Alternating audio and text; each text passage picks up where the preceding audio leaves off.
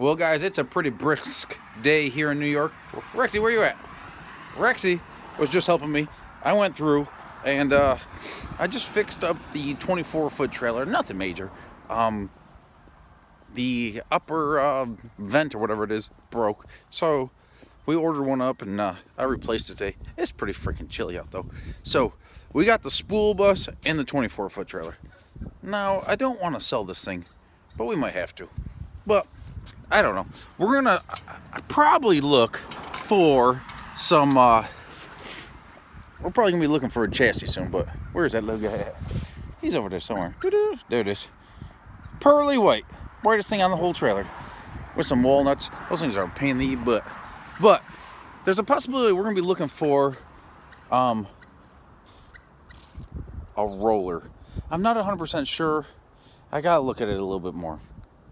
I spent a lot of time working on the chassis and stuff like that, but I need to at least back half it. And back halving is basically cutting it off at the main hoop and replacing all the roll cage further backwards. That's a back half. Back half is basically from the main hoop backwards. So I have that 24-foot trailer at my mom's too. That 24-foot trailer is a trailer that me and Maddie got smashed in on the way from home from one of our trips. So that one sucked. We were pulled off to the side of the road and some semi came over and drilled us. That one sucked. That one, that was a financial loss if I ever freaking heard one. That one sucked. That was a really, really, really nice trailer. That was one of the Pro Line trailers. First enclosed trailer I ever had. That thing did us very well for a long time. Not that long of a time. For probably about 4 years or something like that. And then we got smashed. But this one, I got off of a friend of mine because we were supposed to be picking up Maddie a car. We found one for sale when we were down in Kansas picking up the toter home, our new house that is now down in southern Ohio. And we found a Chevy 2 wagon for her for $700 with the title. So we picked up this trailer so we could buy that. And I don't know.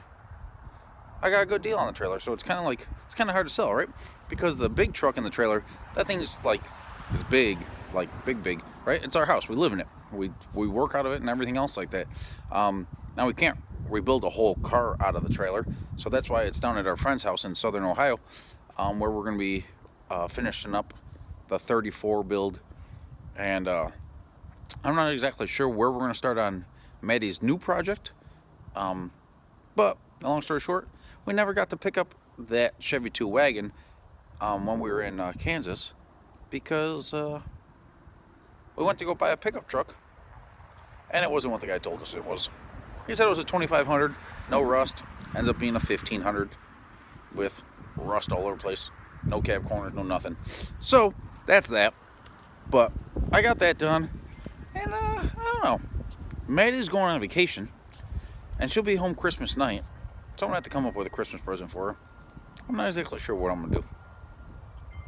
I know I'm going to have my work cut out for me this year, building her a car. But she's going to be part of that deal too. She's putting in a lot of work to this stuff. But her dad works out of town. Doesn't even live in New York anymore. And she hasn't seen him in a little while. So she just picked him up from the airport. And she's going to come and pick me up shortly. So I had to get some of this work done. And organize a couple little things. Well, there's no snow on the ground. It melted. So that's kind of a good news, I guess. So we're going to go out to dinner. And then, yeah.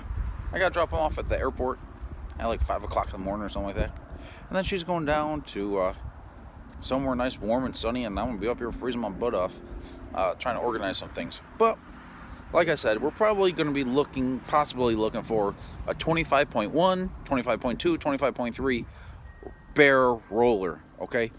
Chassis that we can run for a short period of time until we finish up Maddie's car or I finish up the 34. It depends. I don't know. We gotta go fast, like fast.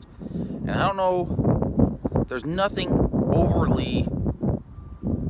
alarming in front of the front half of the chassis, right? But we're going well over 150 miles an hour. We'll be going 160, 170 miles an hour.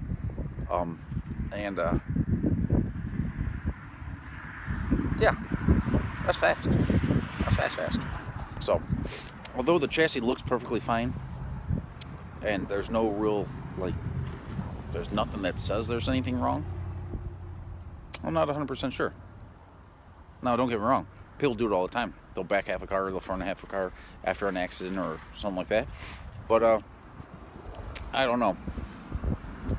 We might keep Maddie's car to go fast. That'll be a street strip car as well. We'll drive it on the street. But I'm going to put the 34 back together. But we might not race it, like go fast, like super fast. It's been pretty fast. We've gone 160 to the 8th in that car. Just shy of 160 to the 8th in that car. So, maybe we'll just keep it for the backside of the track stuff where we don't have to go super fast. I don't know. Give us your thoughts and opinions. And, by the way, all the merchandise was sent out yesterday on Thursday. So we appreciate you guys. Thank you to everyone that went to hustlinghorsepower.com and ordered some merchandise. We appreciate that. And I think I'm going to go in the house, warm up a little bit, clean up a little bit, and yeah, get ready to go do dinner. I'll catch you guys soon. Well, here I am, guys, at my buddy Donnie's house in the spool bus, lettering and everything, alphabet. And I just got the frame from the new 34 in the trailer. Now, it's cold out. Maddie, there it is. You can see they did some type of, I don't know what type of front suspension that is, but they started doing some a little bit of jalopy work on the front end of it. But the rear frame rails and everything are the same. Fortunately enough, my front frame rails weren't damaged on the 33, the homegrown Hustler, and I mostly just needed the body. So we're going to try to bring that car out to sick week. I got to do some more reevaluation when we get down to our friend's place down in southern Cincinnati, or east of Cincinnati, southern Ohio area, and I'm going to back half the car. I don't know if we're going to race that car competitively, like I really want to, but I got to reevaluate the chassis. We're going pretty fast. We went 160 to the 8th in the homegrown Hustler, and this car would do just as much, if not faster, because there's evolution and progression and stuff like that. We got a person trying to come through, so I gotta cut this video short, but I'll continue in a minute. So guys, with no further delay, back to daily Hustling Horsepower's daily report.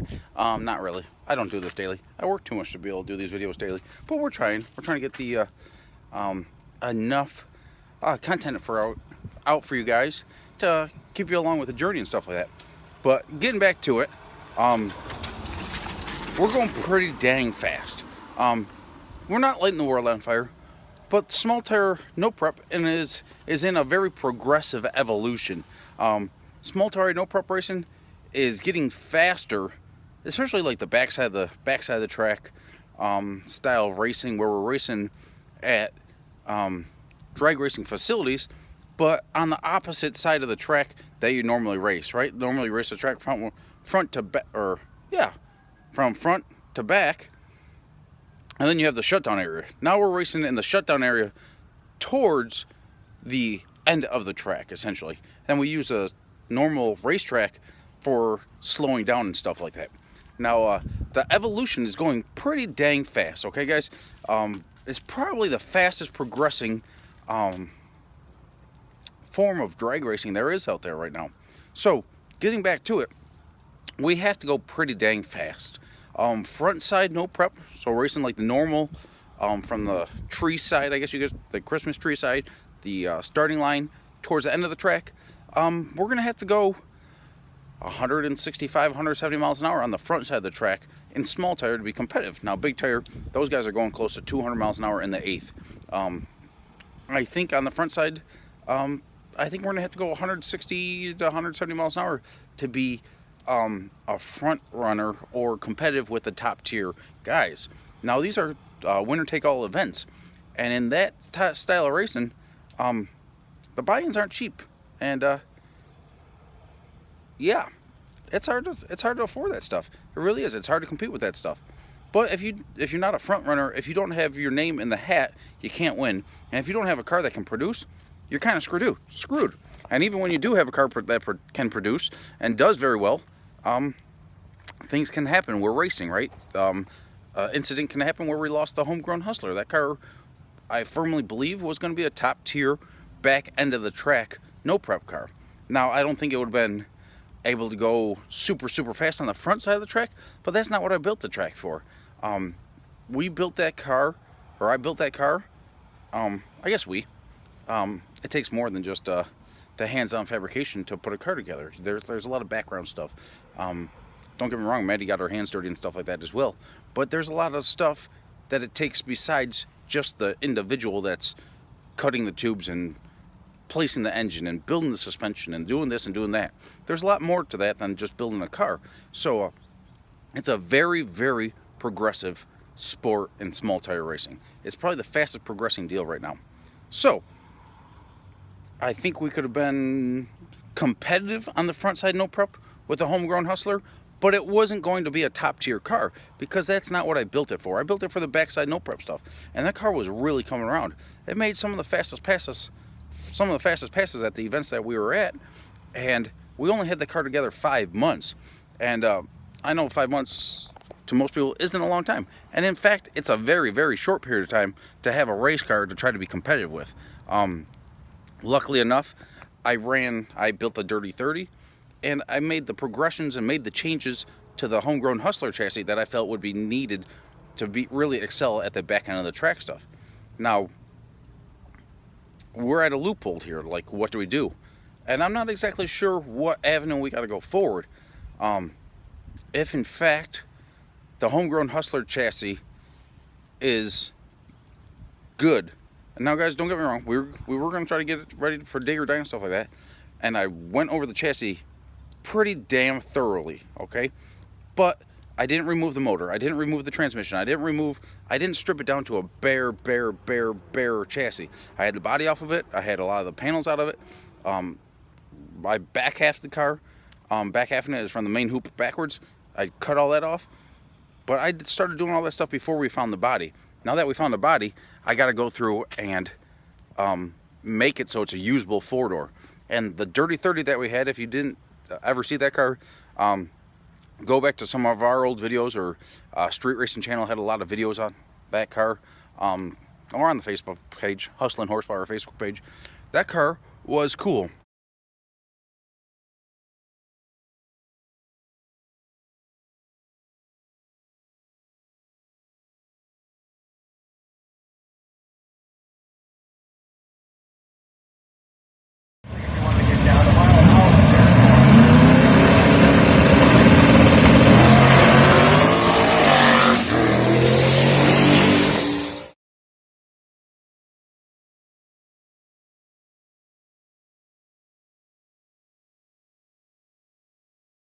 It was in Hot Rod Magazine, RPM Magazine.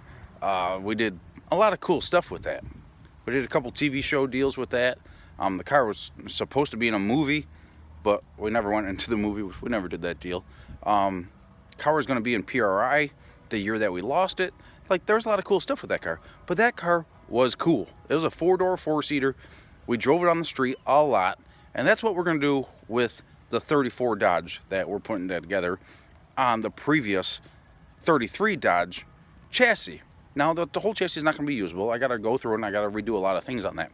But it's going to be a cool deal to go through and document. We have like something like 25 build videos, 26 build videos on the homegrown Hustler that we haven't been able or haven't had time to edit. If you guys know an editor that wants to take on that task, let us know. But we got our work cut out for us. So if you guys know of a tubing bender that's for sale, a hydraulic tubing bender or a manual one that I can convert myself. With my stomach issues, I can't use a manual tubing bender. And working by myself, it's very hard to index the tubes with a manual tubing bender. It just gets difficult when you start doing multiple bends in one bar, indexing it properly to the 1/10 of a degree. So, especially when the bars are kind of long. So, hydraulic tubing bender or a manual one that I could convert to hydraulics. A finger brake. Ideally, a finger one is like ones that you could they got fingers on, right? So like, you could bend this piece up. You could do multiple pieces, bend that up, or You could even do like bend something like this, so like you could do some really cool stuff with it. I'll get into more detail. So when I find one, but yeah, I'm gonna go run in and say hi, and then we're going to I don't know, Maddie's on vacation. Me and Sexy Rexy might go skydiving, might go Rocky Mountain climbing, might go 8 seconds on a bull named Fu Manchu. I don't know. We're gonna go do some living. But I don't know if we're gonna make it down to Ohio this week. The weather up here is getting pretty bad. The roads are super icy. I don't know. We're gonna figure it out. But we're gonna start on Maddie's Chevy 2 project once the Homegrown Hustler is running. And like I said earlier in this video, I think I said it earlier in this video, I don't know, that's in multiple pieces. I gotta do some editing tonight before I post this. But we're probably gonna take it on Sick Week, Tom Bailey's deal. Tom Bailey had a 6 seconds Camaro. Might have the fastest street car in the world right now. I don't know. Jeff Lutz, Mad Max, that car ran pretty good. And there's some other really fast ones. So we'll see. But we're probably going to do that deal. And we'll probably be in southern Florida, probably not competing. We're probably just going to go a cruise. Me, Maddie, the dog, and possibly Brad. He's a younger kid that went, and he's fixing my crankshaft that we hurt while we were in Crossville. We didn't hurt the crankshaft. The crankshaft got hurt after the piston failure. So he's welding that up. He's a young kid. I don't know if I'd call him quite a prodigy, but the kid's about to be 20 years old. He'd be turning 20 on Sick Week. So I think we're going to take him along on it. And the kid's young, and he's thirsty for knowledge. And that's pretty cool. That'd be an awesome type of kid to bring on the adventure with us. But he's got a full-time job working at a machine shop, and he fixes crankshafts, turns them into stroker crankshafts, does a lot of cool stuff with it. So, hey, we'll probably go to Sick Week and do that deal. So we'll see you all soon.